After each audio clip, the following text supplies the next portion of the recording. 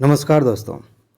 आज से मैं एक नई सीरीज़ की शुरुआत करने जा रहा हूं और इस सीरीज़ में मैं उन चीज़ों को बताऊंगा जिनके बिना यूपीएससी प्रीलिम्स क्वालिफाई करना लगभग असंभव है।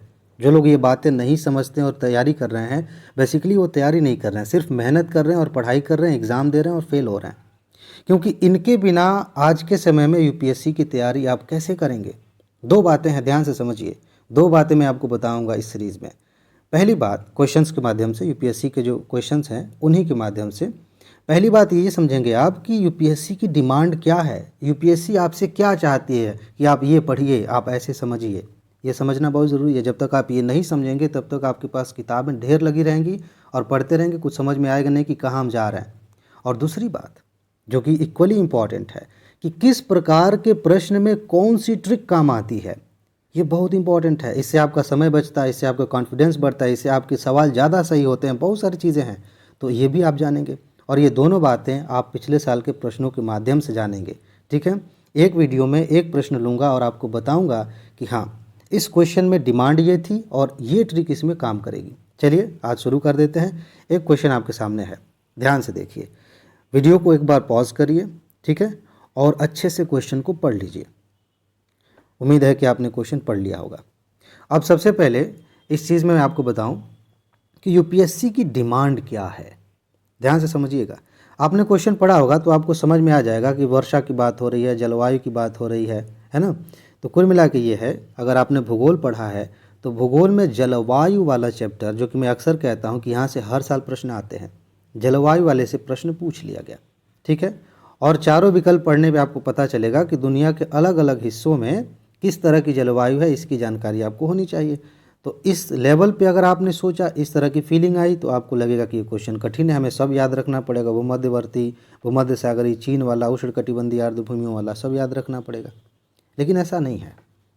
जब भी यूपीएससी ऐसे 4 सेंटेंस बना के पूछती है, अभी जा कर के, तुरंत जा कर के देखिए, कोई भी क्वेश्चन पेपर कोई भी उठा के देख लीजिए, जब भी 4 ऐसे सेंटेंस यूपीएससी देगी और कहेगी कूट बना के कि इनमें से बताइए कौन सा सही है, तो एक चीज़ कॉमन है उसमें। पता है क्या? इन चारों में से कोई एक तथ्य ऐसा होगा जो एकदम कॉमन होगा, जो आपको जानना ही चाहिए, उसके बिना एकदम कोई काम नहीं चलने वाला, एकदम बेसिक चीज़ है। और इसमें आप देखिए बेसिक चीज़ कौन सी है। और हर बार ऐसा होता है कि यूपीएससी उसी के आधार पर क्वेश्चन सेट करती है। ये तो घुमाने के लिए 2-3 लाइनें दे दी गई एक्स्ट्रा की, जो लोग नहीं पढ़े हैं, जिनको चीज़ें क्लियर नहीं है, या यूपीएससी के पैटर्न जो नहीं समझते हैं, वो इसी में उलझ के रह जाएं।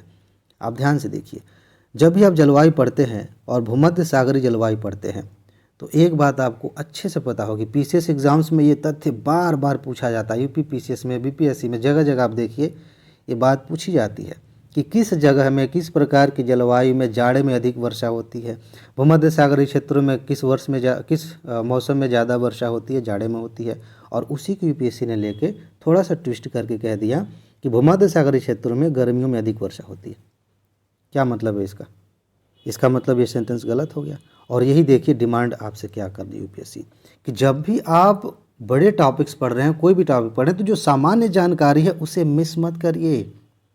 यही तो वो बेसिक है, यही तो वो चीज़ है जिसके आधार पर यूपीएससी क्वेश्चन बनाती है। आप बाकी अगर नहीं भी जानते हैं कि भूमध्यवर्ती में क्या होता है, चीन की तरह की जलवायु में क्या होता है, उष्णकटिबंधीय आर्द्रभूमि वाले में क्या होता है, सिर्फ इतना बेसिक आपको पता है, मेरे ख्याल से आपने पढ़ा होगा, तो पक्का पढ़ा होगा ये, कि भूमध्य सागरीय जलवायु में गर्मियों में नहीं, जाड़े में अधिक वर्षा होती है।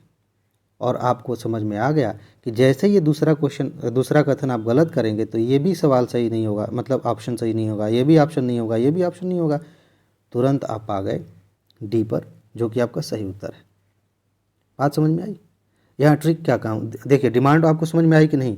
इसकी डिमांड सिर्फ ये है कि जब भी आप इस तरह के बड़े टॉपिक्स पढ़ें, तो जो सामान्य जानकारियाँ हैं, जो बेसिक है उसका, उस पर ध्यान दीजिए। बहुत जटिल चीज़ों को लेकर प्रश्न बनाया जाएगा, और इस तरह का प्रश्न है तो यूपीएससी आपके लिए मौका देती है कि आप स्मार्ट हैं कि नहीं, आप स्मार्ट तरीके से उस सामान्य जानकारी का इस्तेमाल करके आप सही उत्तर तक पहुंच सकते हैं। और ट्रिक की बात करते हैं कि इसमें ट्रिक कौन सा काम आएगा।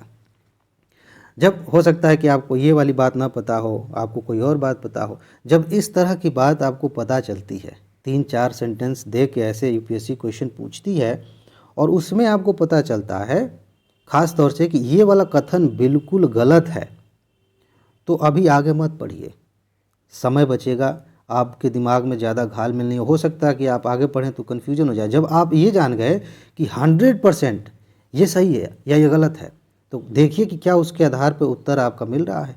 देखिए, जब ध्यान दीजिएगा, ये समझने वाली बात है, जब आपसे ये पूछा जाता है कि कौन-सा कथन सही है और 4 सेंटेंस दिए गए, तो ऐसा नहीं है कि हाँ, ये भी सही है तो आके देख लें, हाँ, ये तो है ही इसमें, ये भी सही है तो आके देख लें, नहीं। तो ऐसे में आप देखिए कि गलत कौन-सा है, और अक्सर ऐसा होता है, ठीक है। जहाँ पे सही होगा वो मैं बताऊँगा, बहुत शानदार ट्रिक है वो। तो आप देखेंगे कि अगर ये गलत है तो उसके आधार पे उत्तर मिल रहा है कि नहीं। बार-बार आप देखेंगे कि इसी संभावना बहुत अधिक है कि एक ही बार में जब आप जान जाते हैं कि ये कथन गलत है और उसको एलिमिनेट कर देते हैं, तो आपको मिल जाता है उत्तर। इस तरह के प्रश्नों में ये ट्रिक काम करती है, इसे आप प्रैक्टिस करिए। इसके बाद अगले प्रकार का प्रश्न लूँगा, अगले तरीके से डिमांड समझाऊँगा, ट्रिक समझाऊँगा। ये सीरीज़ आपको कैसी लगी? मतलब अभी तो शुरुआत हुई है, कैसी लग रही है? आप ज़रूर बताइएगा। इससे क्या-क्या फ़ायदे आपको हो रहे हैं, ये भी बीच-बीच में बताते रहिए। और अगर नहीं भी बताएँगे, तब भी मैं ये सीरीज़ जारी रखूँगा। क्यों? क्योंकि मैं जानता हूँ कि ये ऐसी चीज़ है जिसके बिना यूपीएससी प्री की तैयारी की ही नहीं जा सकती। सिर्फ पढ़ाई की जा सकती है, सिर्फ मेहनत की जा सकती है।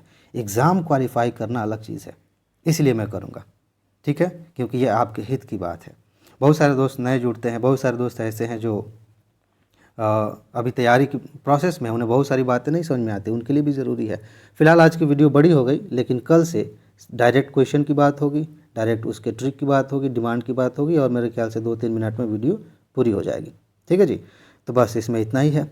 अपना ख्याल रखिए, खुश रहिए, मस्त रहिए, मुस्कुराते रहिए, जल्दी से सफल होइए और ज़िंदगी को एंजॉय करिए। आगे मिलते हैं। नमस्कार।